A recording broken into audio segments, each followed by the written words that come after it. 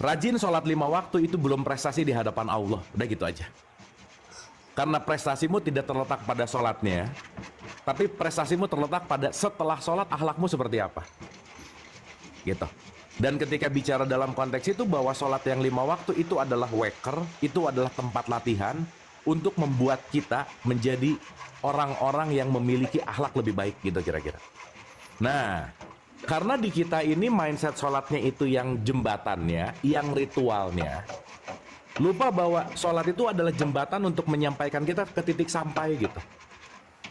Jadi kalau saya muter-muter di jembatan, rajin di ritualnya, rajin dalam artian gerakannya, tapi tidak menyatu dengan apapun esensinya, maka Quran sendiri mengatakan fawailul lil musholin, celakalah orang yang sholat gitu kira-kira Mbak Aisyah.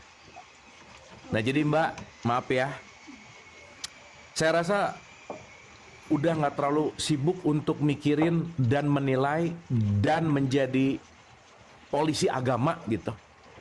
Untuk ngejudge orang ini sholatnya nggak rajin apa nggak, ini apa nggak. Tetapi poin pentingnya adalah jadikan semua yang di luar itu cerminan untuk yang di dalam gitu kira-kira. Sorry ya, ini subjektif saya nih ya. Mau dia sholat kek, mau enggak kek, mau sholatnya gaya ini kek, mau 5 waktu kek, mau 3 waktu, mau 1 waktu, itu pilihan masing-masing gitu. Karena setiap orang pasti pada akhirnya punya kenyamanannya sendiri-sendiri gitu. Karena pun maaf ya, saya selalu merasa bahwa apa yang saya lakukan juga belum tentu benar.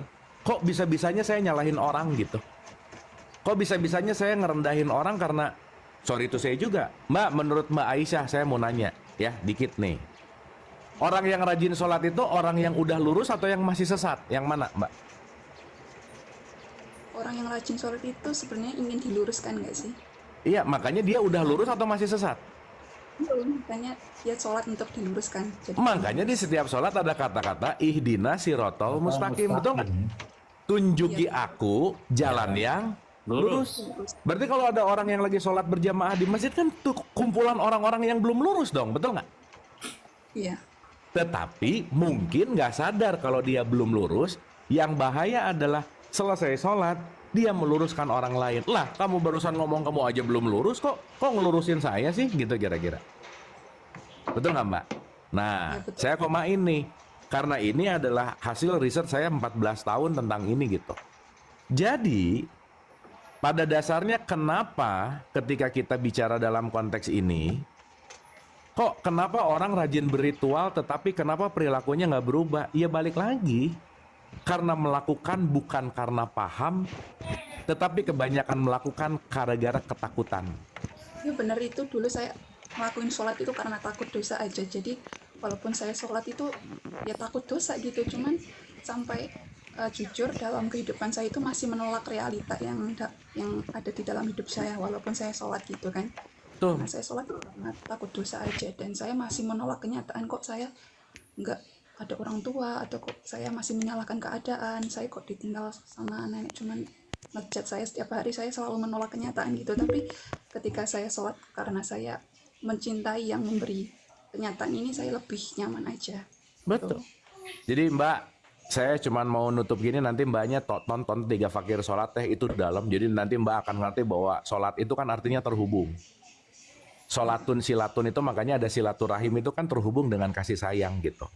Dan layer sholat itu luas banget gitu. Ya maaf juga, ya maaf banget nih. Seyakin apa sih sholatnya Nabi Muhammad sama seperti apa yang kita lakukan? Nggak ada YouTube-nya kan, bener nggak Mbak? Ya, Makanya Nabi Muhammad itu bilang, sholatlah kamu seperti kamu melihat aku sholat, bukan seperti aku sholat. Kalau kita bicara dalam konteks yang namanya, ya kalau pakai bahasanya Kang Andri itu tuh keterangan lah gitu intinya. Nah artinya apa sih?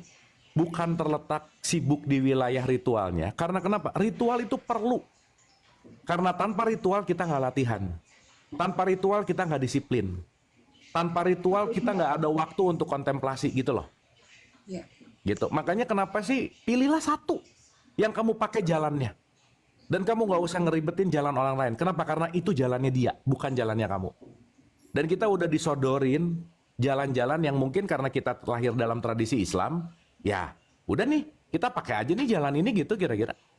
Tetapi menggunakan jalannya bukan karena dalam tanda petik saya hanya menggugurkan kewajiban, saya hanya ketakutan karena dosa, tetapi saya ngerti bahwa sholatku ini adalah ruang hening supaya aku menenangkan jiwaku, karena ketika jiwaku tenang, maka kehadiran Allah dan kehadiran kesadaran dan kehadiran solusi itu akan hadir.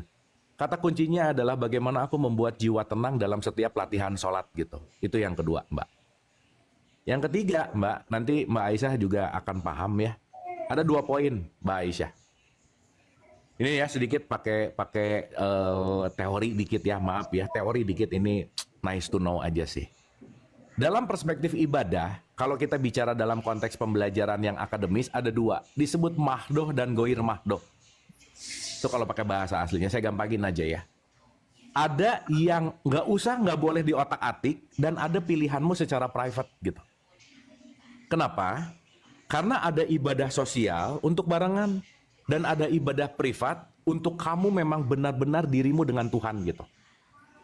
Karena dalam konteks itu, sorry ya, yang sosial itu kan cuma berapa persen sih? Gitu. Nah, tapi kan inti dari semua ibadah itu kan keterhubungan langsung antara private kita sama Tuhan, sama Allah lah gitu kira-kira. Punya cara Nah, masing-masing. iya. Nah, itulah kenapa ada kiblatnya barengan. Kebayang nggak Mbak Aisyah kalau kiblatnya nggak ditentuin untuk barengan, orang ngadep ke sana, orang ngadep ke sana, pas ruku berantem, kena gitu kira-kira. Tapi kan itu hanya ditujukan untuk apa sih? Hanya ditujukan untuk melakukan sesuatu secara sosial. Jadi Mbak, karena maaf banget ya, yang ngerti esensi itu cuma 1%, berarti 99%-nya cuma ikut-ikutan, mikir aja enggak, dogma doktrin yang dikunyah tiap hari, dan dia hanya melakukan yang namanya olahraga, dan itu tapi porsinya besar gitu. Maksud saya apa? Jangan membawa ranah privat ke sosial, biarkanlah sosial, nggak usah diganggu-gugat, nggak usah diprotes, nggak usah digimana-gimanain, karena itu wilayah 99% yang sosial. Tapi kita punya 1% yang privat, di mana yang 1% inilah yang benar-benar melakukan yang namanya konektivitas kita dengan Allah gitu. Jadi ya udah, mudah-mudahan Mbak Aisyah ngerti di ranah private Awalnya ya. dirimu, tapi di ranah sosial kita penting untuk dalam tanda petik menghormati satu sama lain. Karena di ranah sosial mungkin banyak yang belum paham, dan dia tahu bahwa inti esensinya hanya itu. Nah, disitulah kita penting untuk bijaksana gitu, Mbak.